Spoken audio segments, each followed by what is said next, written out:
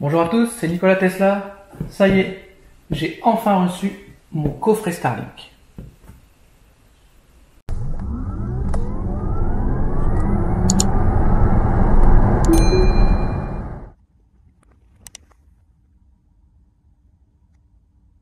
Si vous suivez la chaîne depuis le début, vous savez qu'on a toujours eu ici des gros soucis de débit. La connexion est lente, on n'a pas la fibre, elle n'est pas prévue pour tout de suite. Mais récemment, Starlink a baissé ses tarifs, notamment au niveau du forfait par mois. C'est passé à 40 €, ce qui devient très comparable avec un forfait classique fibre ADSL. De plus, ils ont une offre de location à 10 € par mois qui est assez intéressante et qui va me permettre d'attendre, je pense, l'arrivée de la fibre. Donc, je me suis empressé de commander le kit sur le site Starlink que vous trouvez ici. Et une petite semaine après, en fait, il y a eu les jours fériés, etc. Le colis est enfin arrivé ce matin. On va le déballer ensemble et ensuite on va aller faire un petit test de débit pour voir un peu ce que ça donne. Donc, carton Starlink, très sobre. Petite incrustation, hein. On pousse le détail jusqu'au bout. Donc dans le coffret, vous avez vu, c'est bien protégé, bien rembourré. Alors coffret à conserver précieusement, parce qu'il faut savoir quand même que chez Starlink, on a 30 jours d'essai. Si ça fonctionne pas comme on veut, on peut renvoyer le produit et ça arrête tout l'abonnement. On va bien conserver le carton. Donc ensuite, on va trouver le pied de l'antenne. Il faudra aller l'installer dans le jardin. Donc on peut fixer au sol ou poser, mais c'est déjà assez lourd quand même. On a la fameuse antenne en elle-même. Donc c'est le modèle rectangulaire. Vous savez qu'au départ, ils avaient fait des modèles ronds, mais ils les ont arrêtés parce que ceux-là sont beaucoup plus performants. On a le routeur Starlink, qui est assez classe, hein. J'aime beaucoup le design. Donc vous verrez que, vu la configuration de ma maison, je vais lui ajouter du Wi-Fi mesh, parce que sinon je n'aurai pas la possibilité d'avoir assez de débit dans la maison.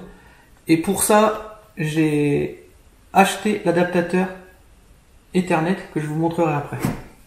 Parce qu'en fait, sinon, il n'y a que des ports propriétaires là-dessus. Donc, l'antenne, le routeur, un guide d'installation très complet, hein, vous avez vu. Un guide d'une complexité à toute épreuve. Non, il n'y a rien derrière, c'est juste ça. On a le câble, qui, je l'espère, sera suffisamment long pour me permettre de faire l'installation que je veux. Il va être un peu compliqué, je vous passerai ces détails-là parce que ça va être un peu galère. L'alimentation du routeur. Et cette fois-ci, la vraie notice d'installation. Donc il n'y a pas énormément de choses dans le colis. Justement, ce qui fait le point fort de Starlink, a priori, c'est sa simplicité. On pose, on branche, ça marche. Un petit peu à l'image des produits Apple en général. Je sais que je vais me faire allumer dans les commentaires, c'est fait exprès. Spécial dédicace à mon ami Xav. Donc on va se retrouver tout de suite dehors pour un test de débit. Donc première chose à faire, installer l'application. Il va nous demander de trouver un emplacement d'installation. On choisit notre antenne Starlink, on confirme. On est dans une zone dégagée, bon, même là s'il fait pas beau, mais de toute façon l'antenne est étanche, elle résiste à l'eau, à la neige, etc. Il n'y a aucun souci. Donc on dit je suis prêt. Donc il nous demande de diriger le téléphone vers le haut. Et en fait on scanne tout le ciel qui est autour de nous. Encore 2%, 1%, j'ai dû oublier quelque part. Voilà. Maintenant, on clique sur voir les résultats, ça prend quelques secondes, voire minutes. Il va analyser en fait l'environnement pour voir si l'emplacement est bien, s'il n'y a pas trop d'obstruction au niveau des satellites, car l'antenne est susceptible de bouger. Donc là vous voyez, j'ai une toute petite obstruction ici, mais c'est normal, c'est le toit ici, mais c'est vraiment léger. Et il nous dit que l'endroit est convenable pour Starlink. Donc, on va dire installer Starlink ici.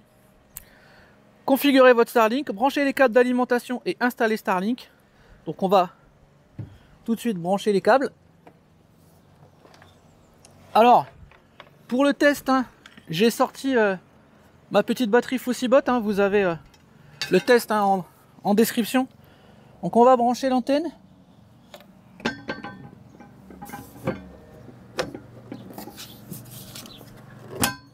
On a entendu un gros clac. Donc là, c'est juste le test de débit. on va brancher l'antenne à son routeur. Donc, port propriétaire, hein, vous pouvez pas vous tromper. Elon a fait ça bien. Vous avez vu, si on essaye de se tromper, ça rentre pas. Donc on vient placer le câble. Ici l'alimentation, hein, que je vais alimenter sur mon Fossibot. Et ce qu'on va faire, hein, c'est qu'on va faire un test de débit en Wi-Fi, normal. Et après on fera le test avec le Starlink. Et on fera la comparaison. Alors, le câble qui est étanche, hein, vous avez vu, il n'y a pas de souci. Ça peut rester dehors. Hop. Et donc ça, on branche sur la Fossibot.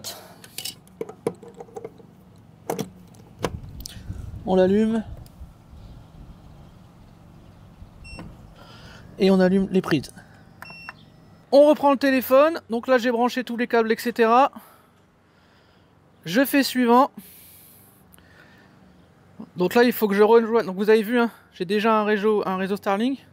Donc il faut que j'aille rejoindre le réseau Starlink. Donc, je rejoins le réseau Starlink.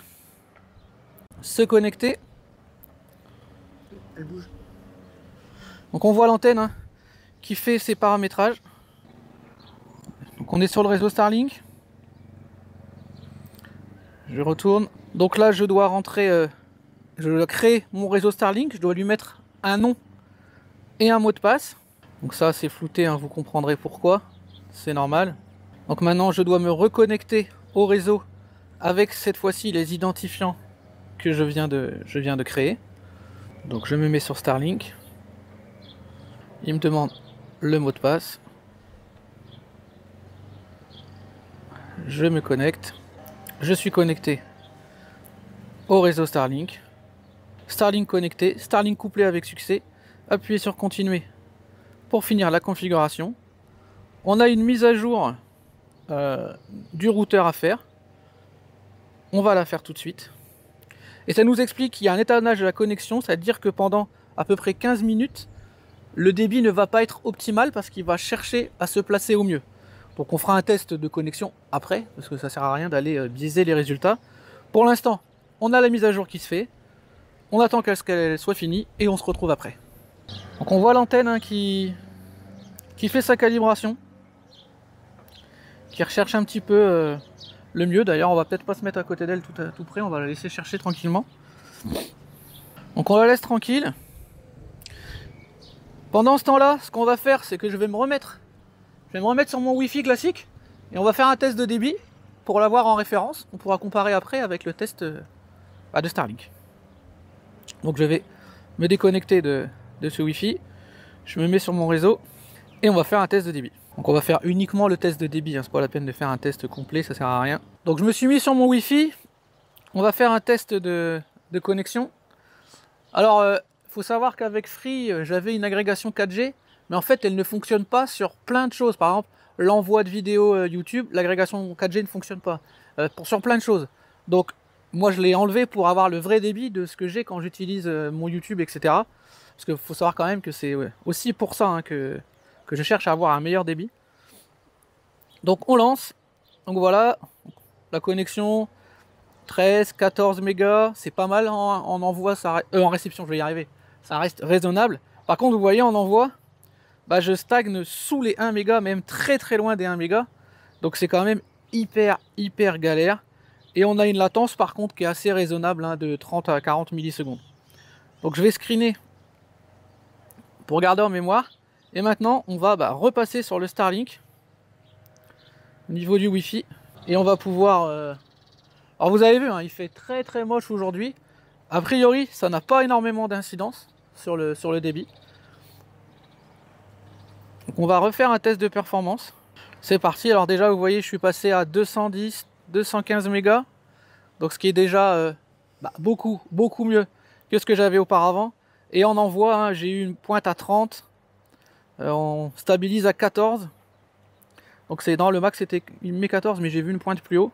Donc c'est quand même beaucoup mieux, la latence est à peu près comparable, un peu plus élevé. Mais pour du satellite, c'est quand même très très faible, hein. C'est des satellites qui sont en orbite basse. Hein, c'est pas comme avant les vieux satellites géostationnaires où on avait un délai de 600, 800, voire 1 seconde en latence. Donc c'était pas terrible. Faut savoir que le débit va s'améliorer au fur et à mesure du temps. Hein, l'antenne, ça fait pas un quart d'heure qu'on l'a mise. Donc on refera un test un peu plus tard. Mais déjà, on peut dire qu'on a multiplié plus que par 10 notre débit et plus que par 14 notre envoi. Donc ça, c'est quand même top. Donc on va continuer, on va peaufiner les réglages et puis on se retrouve pour la conclusion une fois que j'aurai utilisé pendant quelques jours ce Starlink. A few moments later. Donc voilà, hein, on se retrouve quelques jours après l'utilisation du Starlink. Donc on a modifié un peu les paramètres. Donc j'ai fait passer dans mon garage le câble. Le Starlink arrive donc en bas. Et en fait, grâce au boîtier Ethernet dont je vous parlais en début de vidéo, qui permet de récupérer un port Ethernet assez facilement, on a fait passer un câble qui monte jusque dans la cuisine. Vous verrez tout à l'heure. On a installé des Wi-Fi mesh de la marque TP-Link, on vous montrera. Alors, il faut savoir quand même que la portée du Wi-Fi du Starlink, du routeur en lui-même, n'est pas très efficiente en fonction de la maison que vous avez. Moi, vous avez vu, j'ai une maison sur plusieurs niveaux qui est quand même avec des assez grands espaces. Donc c'est pour ça que j'ai installé le Wi-Fi mesh que je vous ai montré et que je vous montre encore ici. Parce qu'en fait, il a permis d'étendre le réseau de très bonne qualité. Moi, je vous conseille de le faire. Et d'ailleurs, j'ai même été dans les réglages de Starlink pour activer le bypass, pour désactiver le Wi-Fi du Starlink, afin qu'il n'y ait vraiment aucune perte. Et là, ça marche vraiment du feu de Dieu. Donc moi, personnellement, suivant la configuration que vous avez, je vous conseille de le faire. Et du coup, donc, on a un Wi-Fi mesh à chaque étage de la maison, dans la salle ciné, au rez-de-chaussée et au premier étage. Et en fait, ça permet d'avoir un réseau vraiment performant. Donc, je vous mets des petites incrustations, des tests qu'on a fait.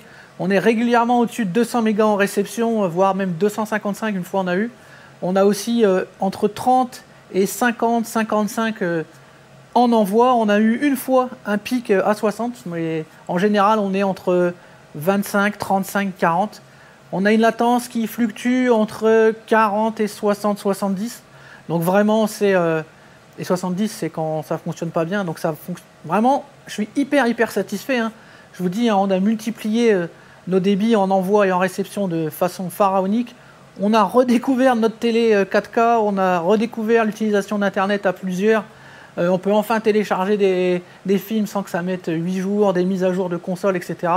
Donc franchement, je suis hyper satisfait. Au moment où sort la vidéo, la promotion sur le matériel aura expiré, je pense, mais il y aura toujours quand même l'offre de 40 € par mois au niveau de l'abonnement, donc ça c'est quand même super intéressant.